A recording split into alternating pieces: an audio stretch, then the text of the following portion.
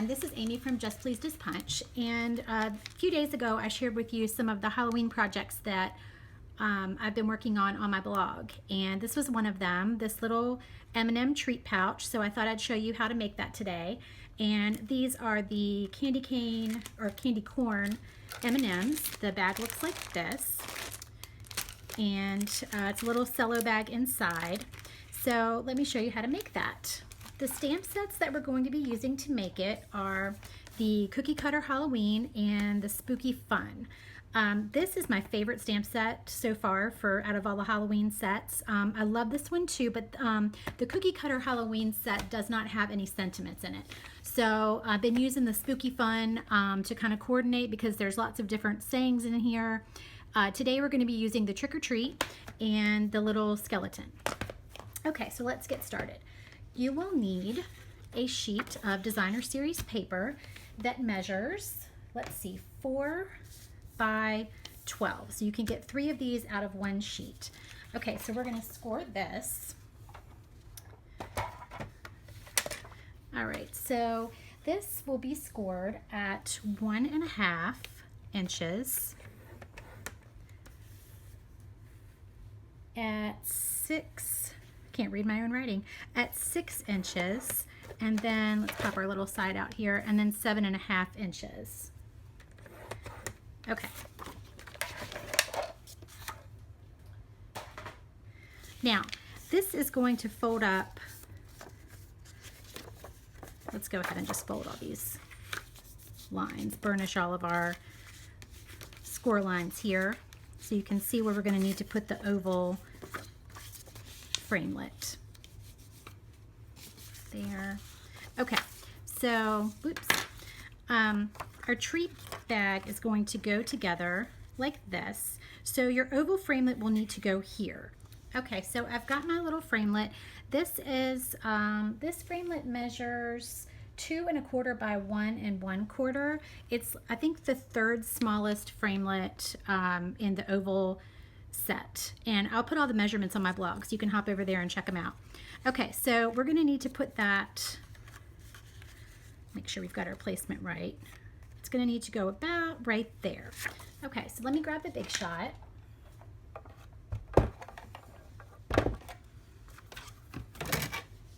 I'm gonna go ahead and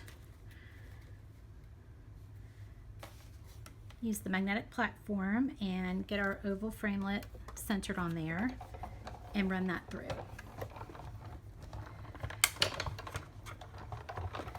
All right.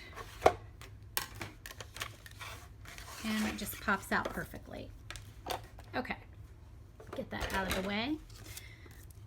So now you will need another sheet of designer series paper that coordinates, and this piece measures 1 1/4 by 4. All right, so that piece is going to go across the top like so. Okay, so let's go ahead and cut out our little skeleton. So I'm going to need a sheet of just a scrap piece of Whisper White, and we'll get him stamped.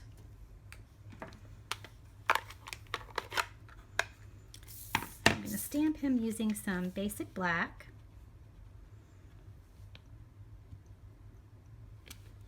There we go.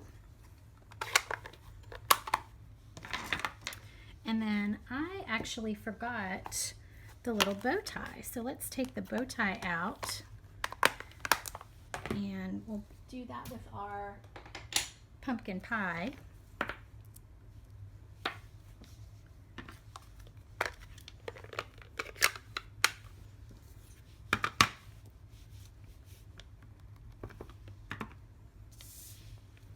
And I'll just stamp that right up there. Okay, and then I should have gone ahead and done our sentiment while we had the basic black out. We can go ahead and stamp our sentiment, our little trick or treat.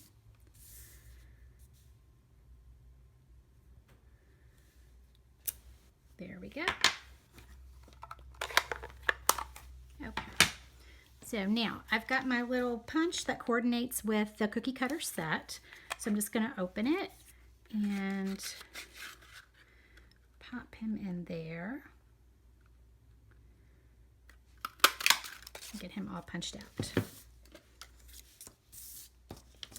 All right, now I need to punch that little bow out. So let me see the best way to do that, the way that I've got it on here. We'll just slide that in there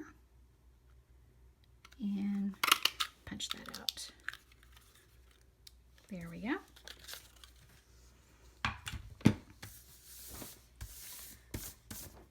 Okay, and then for this little piece, I'm just going to flag the ends.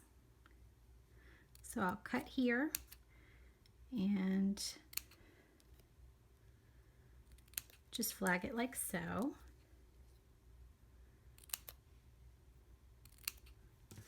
There we go. Okay, so now we can put our little treat bag together. Set all our pieces aside. All right, so what I've got is this little cello bag. Actually, this one's been discontinued. This was the 4x6 size. You can also use the 3x6 gusseted bag that Stampin' Up! Has available in my online store for this project as well, but I just wanted to use these up because I have so many of them left. All right, so we'll fill up our little bag.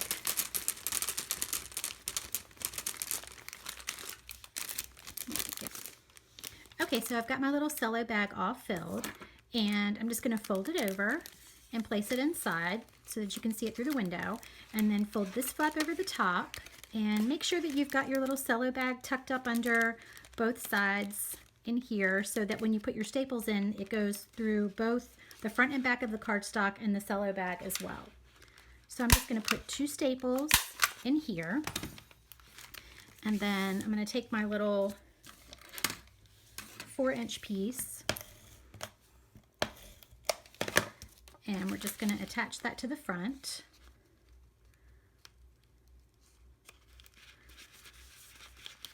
And then we'll take our little skeleton and pop him up with some dimensionals. Probably 2 will be enough for him. We'll get him on there. And then his little bow tie, I'm going to use a glue dot for that.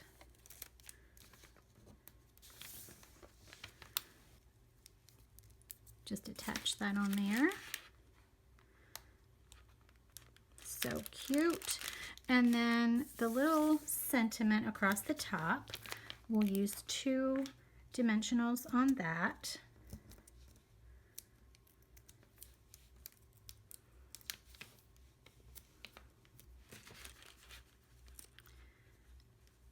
And add that there.